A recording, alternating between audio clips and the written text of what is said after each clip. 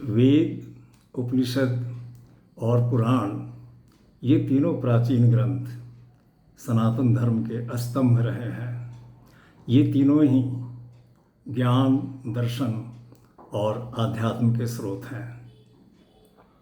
अपने पूर्व के 2 वीडियो में मैं आपका परिचय वेद और उपनिषद से करा चुका हूँ।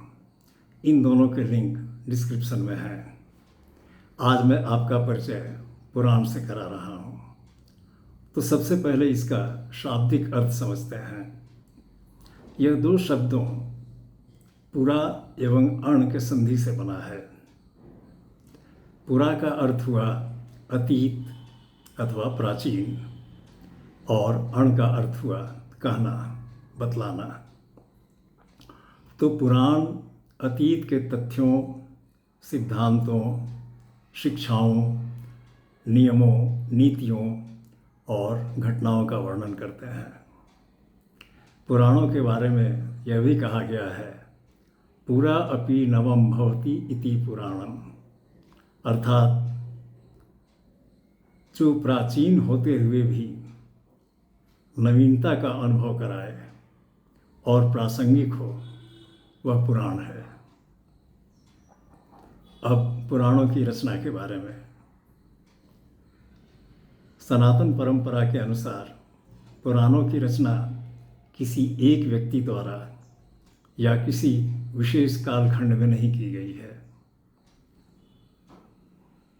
अनेक ऋषियों, मनीषियों, विद्वानों के कई शताब्दियों के अनुभव, ज्ञान और आध्यात्मिक चिंतन के स्वरूप हैं। ये बहुमूल्य संग्रह हैं। बताया जाता है कि द्वापर काल के अंतिम चरण में महर्षि वेद व्यास ने पुराणों को संकलित किया था।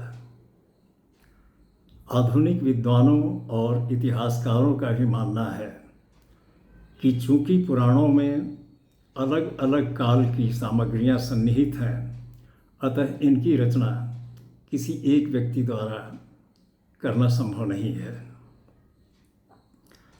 पुराण कई शताब्दियों तक विकसित, संपादित और परिवर्धित होते रहे।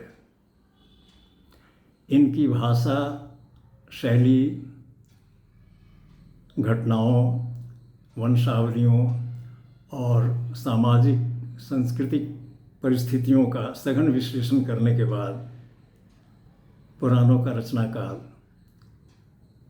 ईस्वी पूर्व 2री शताब्दी से 7वीं शताब्दी तक निर्धारित किया गया है। 7वीं शताब्दी से 12वीं शताब्दी की अवधि पुराणों के लिए इंटरपोलेशन पीरियड मानी गई। इस अवधि में पुराणों का स्वरूप अस्थिर नहीं रहा, वे परिवर्तित होते रहे। तत्कालीन धार्मिक एवं सामाजिक मान्यताओं के अनुरूप उनमें अंश जोड़े गए, कई अंश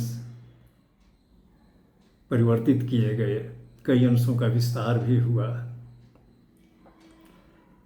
इस अवधि में पुराणों में व्यापक संशोधन हुए।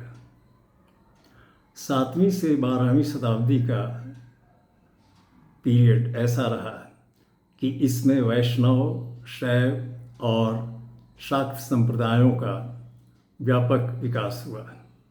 इसी अवधि में भक्ति परंपरा का भी उल्लेखनीय विस्तार हुआ।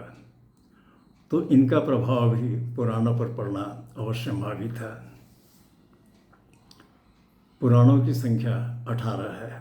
इन्हें महापुराण भी कहते हैं। वे हैं ब्रह्म पुराण, पद्म पुराण, विष्णु पुराण, शिव पुराण, भागवत पुराण, नारद पुराण, मार्कंडेय पुराण, अग्नि पुराण, भविष्य पुराण, ब्रह्मवैवर्त पुराण, लिंग पुराण, वराह पुराण, स्कंद पुराण, वामन पुराण, मत्स्य पुराण, कूर्म पुराण, गरुड़ पुराण, और ब्रह्मांड पुराण। इसके अतिरिक्त 18 उप पुराण भी बताए गए हैं, जिनमें गणेश पुराण, नरसिंह पुराण और कल्कि पुराण प्रमुख हैं। कुछ पुराणों के नामों को लेकर थोड़ी बहुत मतभिन्नता रही है, जैसे शिव पुराण और वायु पुराण के बीच, इसी तरह भागवत पुराण और देवी भागवत पुराण के बीच। पुराणों में परंपरागत श्लोकों की संख्या 4 लाख है। इसमें सबसे अधिक 81,100 श्लोक स्कंद पुराण में और सबसे कम 9,000 श्लोक मार्कंडेय पुराण में हैं।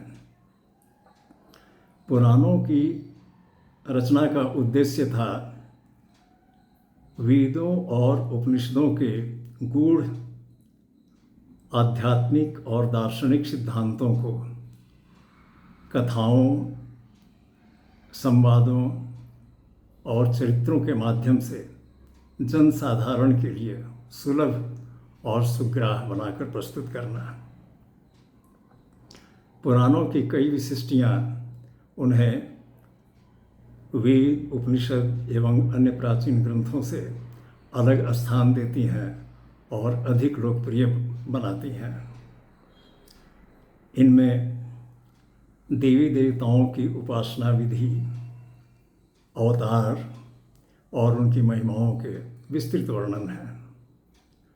पुराणों ने धर्म को केवल यज्ञ एवं कर्मकांडों तक सीमित नहीं रखा, बल्कि इसमें भक्ति, तीर्थ, व्रत, दान, सदाचार आदि का भी महत्व है। पौराणिक कथाओं में प्राचीन घटनाओं के साथ साथ ऋषियों और राजाओं की वंशावलियाँ होने के कारण लोगों में अतीत के प्रति जिज्ञासा और रुचि उत्पन्न होती है। पुराणों से हमें सत्य, अहिंसा, दया, क्षमा, दान, यज्ञ आदि जीवन उपयोगी शिक्षाएं प्राप्त होती हैं। पुराणों को एक तरह से कहें तो ये भारतीय संस्कृति के विश्वकोश हैं।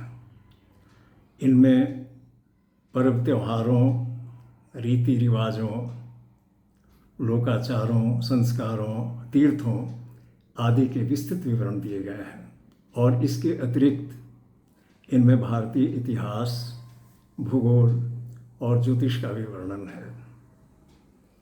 पुराण ज्ञान एवं मनोरंजन के समन्वय हैं। तो आशा करता हूँ यह वीडियो आपको पुराणों से परिचय कराने में सफल रहा होगा। कृपया इसे अन्य लोगों को भी शेयर करने और इस चैनल को सब्सक्राइब करने का कष्ट करेंगे। बहुत बहुत धन्यवाद।